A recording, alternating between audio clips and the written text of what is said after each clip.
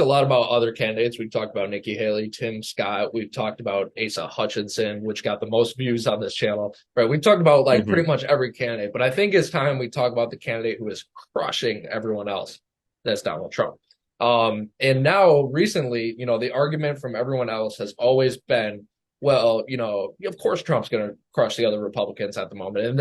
And no, I'm not saying the race is over, but I mean, just look at the polling. He's obliterating them. Uh, but my thing was always is that we were always told that he was unelectable. He has no chance to beat Biden, yada yada. If you look at other recent polling, that shows the opposite. That shows that this is very much a race, and in fact, he's even leading in some polls, up by 6, 7 points. That's what you call a landslide in a presidential election. So, Yeah, Jake, I guess Donald Trump's campaign has been a lot about revenge. Let's get that straight. It has yeah, not as much policies, but he is crushing everyone else and even leading Biden. So what is he?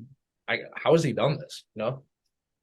yeah. I think that, a lot of people actually liked what Donald Trump did when he was in office, and I think a lot of people don't like what Joe Biden is doing in office. I think that winning combination for Donald Trump ever. I think, you know, we've been hearing this over and over again. It's not impossible, but it's very unlikely that you beat an incumbent president. And I think that Donald Trump's, facing those odds head on. I think he's diminishing those odds. Yeah. And I mean, I agree. I think a chance of a Trump victory has so you said it's not impossible, but it's still not likely. That's pretty much what Right. you're saying. I would agree with that 100%. I think that's where I moved. I thought it was impossible. I thought there's no chance, especially you had January 6th. You had the midterms last year where Republicans did not perform as expected. They actually even lost a Senate seat. You have all those elements at play. I thought there's no chance this man is winning another election. But now I would say I would give it a 20% chance. I think it's still likely if he's the nominee that Biden, there's enough hate Trump vote out there that Biden's likely going to get the not or Biden's likely going to win the election. But I wouldn't say for sure now because you have to look at a couple things. Number one, Biden's approval rating is not good. He was It's around going 50, down. Yeah. he was around 50% when when he wasn't in office, and let's be real, he got to sit in his basement during the campaign. Now, it did work out for him, so credit where it's due. But this time, he's the president. He's got to play defense. And Trump had to play defense with COVID. This time, Biden has to play defense with everything that's going on in his administration, with Afghanistan, the border, all that. Yeah. He's got to play defense, and it's going to be tough. Ukraine. That too, which in my opinion, I think he's handling okay. But that's another topic for another day. But some other stuff, it's just and listen, I'm not a huge fan of Trump's campaign so far. I want a positive vision. I don't want revenge. I don't want a negative vision.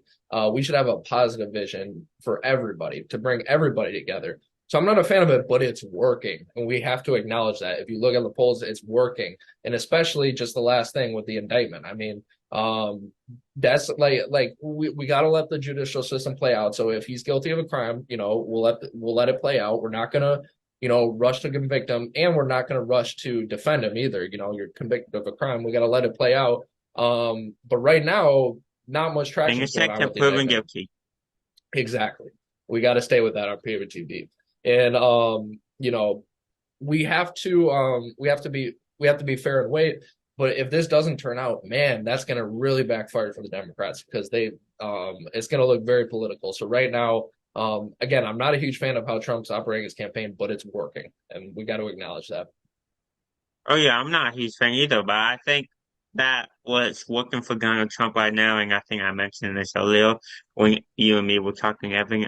I think that he's running on the same policies in 2016 that won him the election against Hillary Clinton. I think that, you know, I mentioned this earlier. I think a lot of people don't like what Joe Biden is doing in office right now, and they don't want him to being office another term. I think that, you know, the people are, the voters are not liking what Joe Biden is doing, how he's handling everything, and then Kamala Harris is just another topic as well. I don't think she's handling stuff very well either.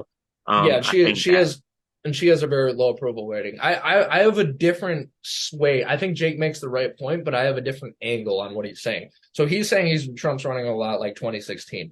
I don't disagree with that. He's running the establishment's bad. They're out to get you. They're out to get me. Yeah. Please elect me. We're going to drain them. That's the message. But I think he's talking about different ideas now. Now he's going after Ron DeSantis. Now he's going after Joe Biden. He's going after the indictments. Back then There's he a was lot talking of about rivalries. There's a lot of rivalries from Joe Biden, from Donald Trump. It's just a little different because back then he was talking more about policy. Like and you may think it's bad policy, but this is what he was talking about. He was saying we were going to kick out all Muslims. We're going to build the wall. Like that's what he was talking about in 2016. We'll see if he can recapture that energy.